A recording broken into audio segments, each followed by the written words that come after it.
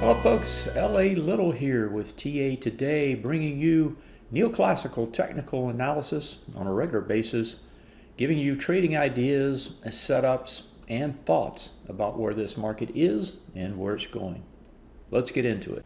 Hey folks, L.A. here. I want to talk to you about the indexes and what happened today. There was a tell today, and it's important to go over. And so let's take that and take a look at it. Now, what I have up here right now is the NDX. I want to show you the NDX, I want to show you the SPX, and show you what they did and why it's important. So if I take this particular chart and I draw a line across here, this is swing point low, right? There's another one down here, and both of these got tested, or at least I'm pretty sure the lower one got tested. 28, 196.90, 28, yeah, they both got tested. And what happened? It flipped around, came back up, right? That says that, hey, they're trying to break it down, right? But they can't. But did they have more volume? Well, you know, I'm doing this early, so I don't have volumes in here, but we can go to the QQQ and we can get a fairly good tell on the QQQ about the volume. And you can see here, 90, 94, almost the same, right? So you hit it with just a little bit less, but not very much. And when it's that close to me, and we're talking about 90 million, then to me it's a, it's a coin flip. So you go down, you test, you come back up, and you test that low from Friday, and you test it with about the same volume. Now, when you look at these lows, right, you test them with a lot more volume, right? Way more volume in both cases. That says these are probably going to get tested again. The key is this going to get tested again, and is it going to be immediate or not? So if I think about this market and I think about where the market is and what happened today, I'm left with the conclusion that this market is probably going to test again to the downside, but it doesn't have to do it immediately. And if I blow this up, you can see this is on the NASDAQ itself, where we actually have the volume already on the index, less volume. That tells me it's going to bounce, right? So you got less volume, you got more volume here on the test, right? But you have less volume on the test of Friday, and Friday's the key day right now. That tells me we're going to bounce. Where can it bounce to? Well, if I don't have these up yet, not the retest regen, but the support and resistance, these will come up. Yeah, it's pretty close. So this price point right there at the top of this high, that's going to be hard to get over. The fact that you didn't actually break here means that you don't have a retest regen there, at least not yet, right? And so anywhere up in here is going to be resistance. And so I would think the top of this bar up to there, so roughly 26,000 to roughly 26,550 or so. I guess that's what that number is. Yeah, 26,570. That's going to be resistance on the NASDAQ. If we throw up the NDX, just to give you numbers, you're going to have the same situation once this recalculates tonight. You're going to have the same situation from about 29.8 up to about 30,000. And if I go to S&P and see what it looks like, the S&P also tested both of them, got over it and back, under it and back over it, and you're going to have resistance up to there. So anywhere from 74.8, so 7,480 up to 7,542 roughly is going to be your key resistance. This thing's probably going to bounce, right? It's going to bounce back up there, and then it's going to come down and probably test again.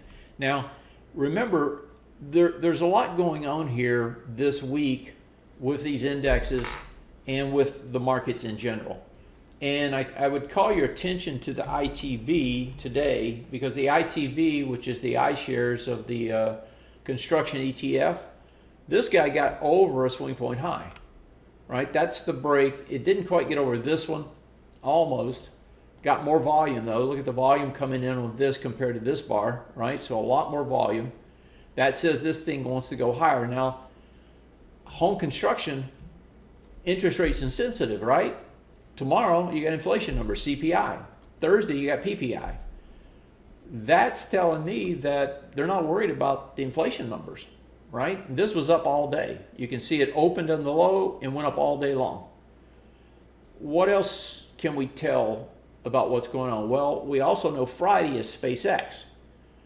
They being the folks that are underwriting, right, this huge IPO, 1.5 trillion or whatever it's going to end up as, they need to keep this market up, right? They need to push it, keep retail interested. They needed the liquidity out there to soak up these shares, both domestically and internationally. And I'm sure they're going to try to push it up come tomorrow, come the next day into that IPO. That's what also makes me think we're going to get a bounce out of this. If I pull over and look at some of the other stuff, you can see here, I'm going to go to the mags. You can see the mags themselves, let's get that in. You can see the mags themselves pushed down, right? They're nowhere near the Friday close, right? They get down, they test a swing point low, they test it, actually this is interesting, I didn't notice this earlier, they test it on less volume, which is interesting, but you're distributing out of the large mags positions, right? And so to me, this says, hey, you know, there's more pressure to come probably down the road. Let's take a look at the SOXX, because the SOXX is the big story right now. It actually traded down on more volume, right? Now, is that blowout volume? I don't know. Let's see what the weeklies look like. Yeah, it's probably gonna be pretty good volume. The biggest volume you had on here was 64. This is 2 days in, you're running 37. So you're gonna surpass that bar. So, you know, volume by the end of the week is gonna be up here somewhere, right? So it's gonna be a huge volume this week. Maybe that's, you know, I mean, a lot of times you'll get a blowout volume and that's kind of the bottom, right? So that may be a blowout volume, may not. We'll just have to see how it trades. But what we do see, going back to the daily again, is that this market trades under, back over, even though it had more volume, right? They don't want this thing to fall apart yet. And where can you concentrate your money? You can concentrate it here, because this is moving everything. So as long as you can keep this guy up here somewhere, right, you're going to get that liquidity that you want and you need.